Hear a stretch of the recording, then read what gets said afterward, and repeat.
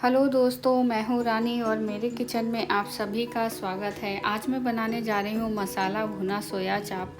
बहुत ही इजी तरीके से। इस रेसिपी में थोड़ा सा टाइम लगेगा, लेकिन ये बिल्कुल मार्केट स्टाइल की तरह बनकर तैयार हो जाएगी।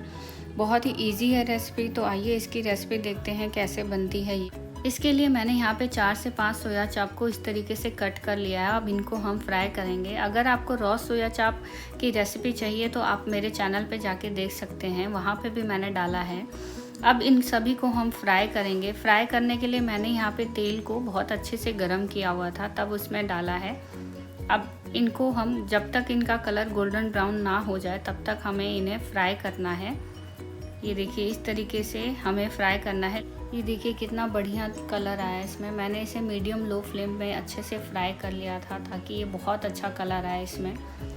ये देखिए हम मार्केट स्टाइल में बना रहे हैं तो हमें एक एक चीज़ का बहुत अच्छे से ध्यान रखना है। अब इनको मैंने यहाँ पे टिश्यू पेपर पे रख दिया था कि जितना भी एक्स्ट्रा ऑयल होगा वो सब निकल जाएगा।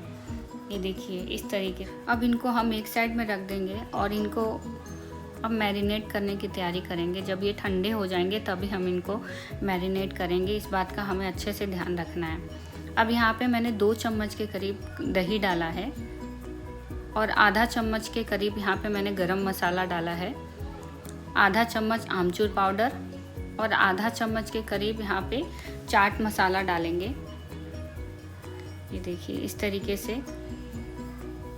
आधा चम्मच यहाँ पे कश्मीरी रेड चिली डाली है। ये तीखी नहीं होती है। नमक आप अपने अकॉर्डिंग कम या ज़्यादा रख सकते हैं, लेकिन ध्यान रखना है कि हमें ग्रेवी में भी नमक डालना है तो इसमें कम ही डालें।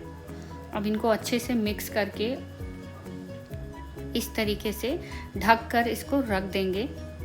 अब इस बीच में हम अपनी ग्रेवी बनाकर तैयार कर लेंगे। ये देखिए यहाँ पे मैंने सेम कढ़ाई में एक्स्ट्रा ऑयल निकाल दिया था और आधा चम्मच यहाँ पे मैंने जीरा डाल दिया है और साथ में यहाँ पे मैंने एक बारीक कटा हुआ प्याज डाला है। अब इनको अच्छे से हम मिक्स कर देंगे और मिक्स करने के बाद हमें इन्हें अच्छे से पकाना है जब तक कि इनका कलर प्रॉपर गोल्डन ब्राउन ना हो जाए। हम मार्केट स्टाइल बना रहे हैं तो हमें एक एक चीज़ जैसे कि मैंने आपको बताया हमें ध्यान रखना है। ये देखिए इस तरीके से। ये देखिए प्याज भून गए हैं तो अब इसमें मैंने 1 से 1.5 चम्मच के करीब जिंजर गार्लिक का पेस्ट डाल दिया है। अब इनको हम अच्छे से मिक्स करेंगे और 1 से 2 मिनट हम अच्छे से पकाएंगे। एक चीज़ का हमें ध्यान रखना है कि जब भी हम मसाला अगर डालते हैं तो गैस की फ्लेम लो रहनी चाहिए। ये देखिए आधा चम्मच यहाँ पे मैंने हल्दी पाउडर डाला है। 1 चम्मच कश्मीरी रेड चिली को मैंने पानी में डालकर ऐसे रख दिया था और फिर डाला। इससे कलर बहुत अच्छा आता है। अब इनको अच्छे से हम मिक्स करेंगे।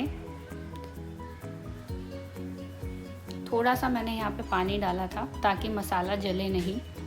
अब यहाँ पे मैंने 2 टमाटर का पेस्ट बनाकर डाल दिया है। आप चाहें तो मार्केट की टोमेटो प्योरी भी यूज़ कर सकते हैं।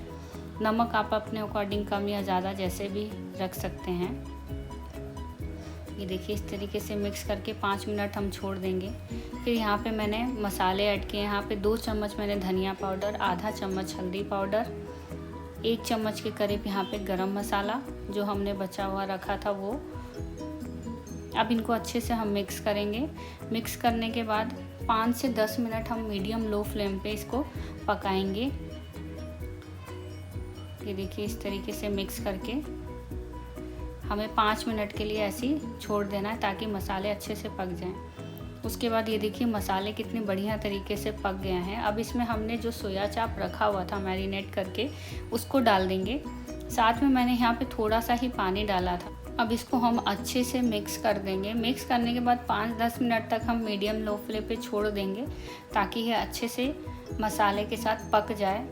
ये देखिए कितने बढ़िया कलर आया है इसमें। आप देख रहे हैं बिल्कुल मार्केट की तरह दिख भी रहा है और ये वाकई बहुत ही टेस्टी बना था। आप एक बार ज़रूर ट्राई करें। अब मैंने यहाँ पे 1 चम्मच कस्तूरी मेथी डाल दिया है। ये देखिए अब और 1 बाउल के करीब मैंने यहाँ पे क्रीम डाला है। आप चाहें तो घर की क्रीम भी यूज़ कर सकते हैं। ये देखिए अब इसको हम मिक्स करेंगे। मिक्स करने के बाद हमें इसे ज़्यादा देर नहीं पकाना है। अब यहाँ पे मैंने हरा धनिया डाल दिया है काट कर। ये तो मुझे बहुत पसंद है तो इसलिए मैं ये ज़्यादातर ही हर सब्ज़ी में डालती हूँ। अब अच्छे से हम इसे मिक्स करेंगे। मिक्स करने के बाद 5 मिनट हार्डली हम इसे पकाएंगे और हमारी ये सब्ज़ी बिल्कुल बनकर तैयार है। ये देखिए इसका कलर कितना बढ़िया आया है और ये जितना देखने में अच्छा लग रहा है ये वाकई बहुत ही टेस्टी बना था। मुझे तो बहुत पसंद आया। आप एक बार ज़रूर ट्राई करें और कमेंट बॉक्स में मुझे ज़रूर बताएं कि आपको मेरी ये रेसिपी कैसी लगी। मैंने तो इसे यहाँ लच्छे पराठे के साथ सर्व किया था। मुझे तो बहुत पसंद आया। आपको मेरी ये रेसिपी कैसी लगी मुझे कमेंट बॉक्स में ज़रूर बताएं और प्लीज़ इसे लाइक, सब्सक्राइब और शेयर करना ना भूलें। Thank you.